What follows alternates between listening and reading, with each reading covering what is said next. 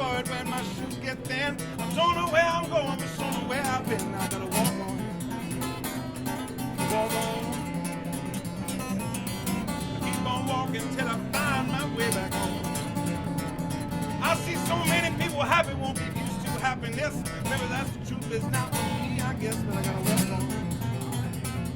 Walk on. Keep on walking till I find my way back home. That little bit walking don't be no ride. As long as we're together and you're there by my side, I can walk on in. Walk on. Keep on walking till I find my way back home.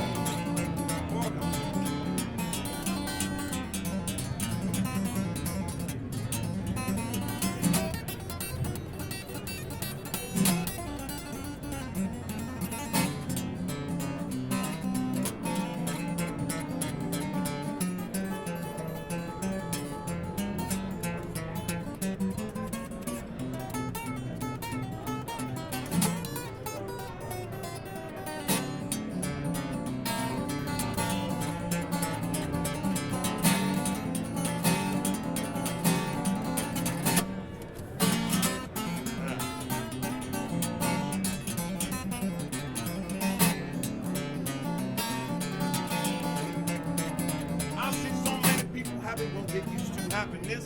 Maybe that's the truth, that's not for me, I guess, but I gotta walk on. Walk on.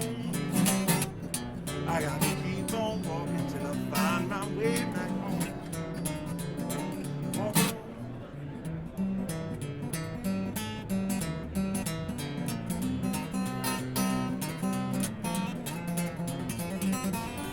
Keep on walking till I find my way back home.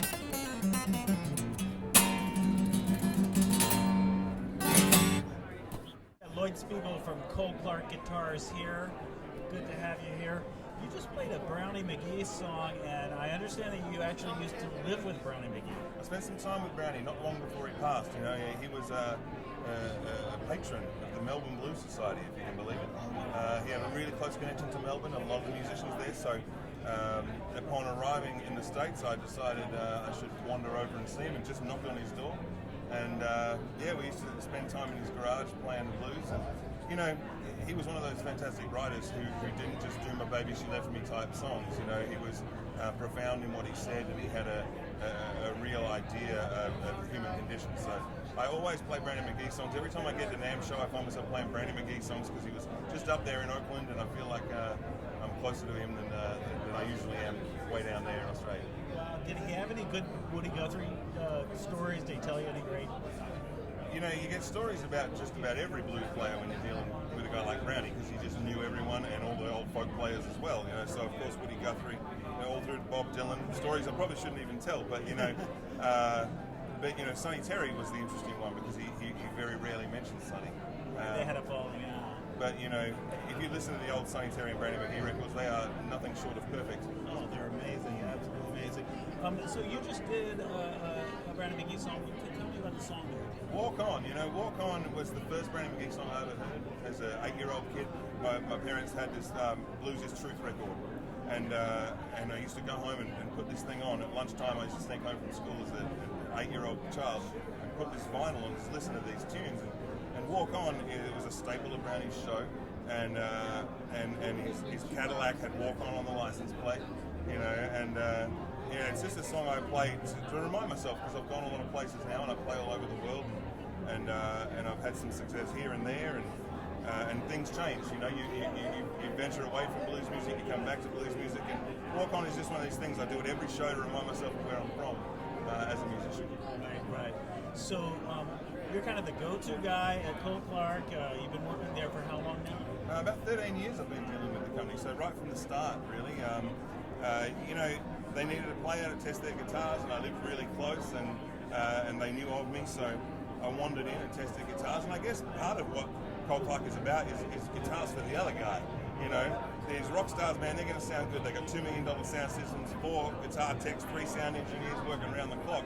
Cole Clark wanted to build a guitar for the guy who's got to plug a guitar into a PA in a small bar that belongs to a museum, and still have the power over their sound. So to bring in what I was at the time, a pub musician, I was a smart move by them, and I've just stuck with it. They are my hobby. You know, I still tour 150, 200 shows a year, but Cole Clark is definitely my hobby, and hopefully my retirement plan. And you have a new album out? My most recent is Tangled Through, which is doing really well in Australia. It's available on iTunes in the States, but no distribution here at this time. You know, and then I'm doing 2 albums this year, actually. I'm going to record a double live album and then release another studio album later in 2019. Excellent. Tell me about this guitar that you brought with you. This is the Talisman. It's an FL2 model from Cole Clark.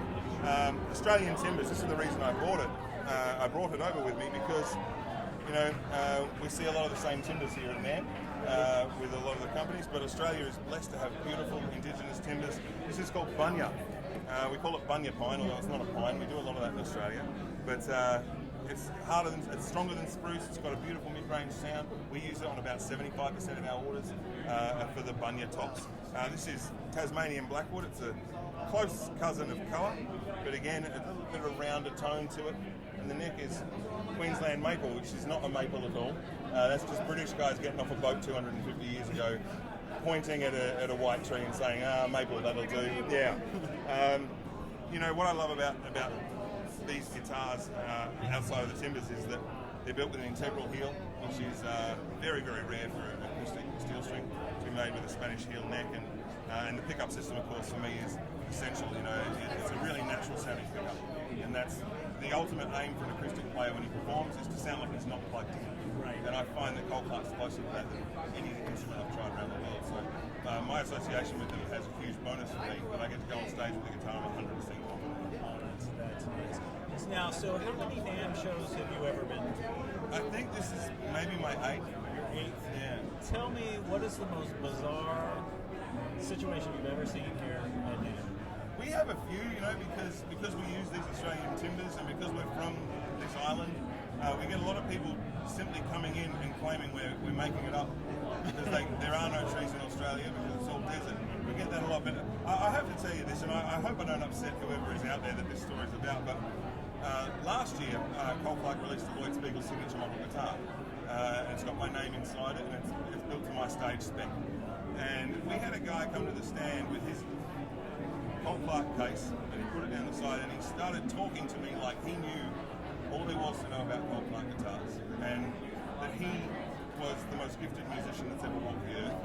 And he spoke to me like I was his servant. I kid you not. He spoke to me like I was dirt underneath his feet, and then he opened his guitar case to show us his beautiful custom Cole Clark. It was a Lloyd Spiegel model. I said nothing, just moved on. That's great. Lloyd, thanks so much for coming. My pleasure, thank you. Great, thanks guys, it was awesome.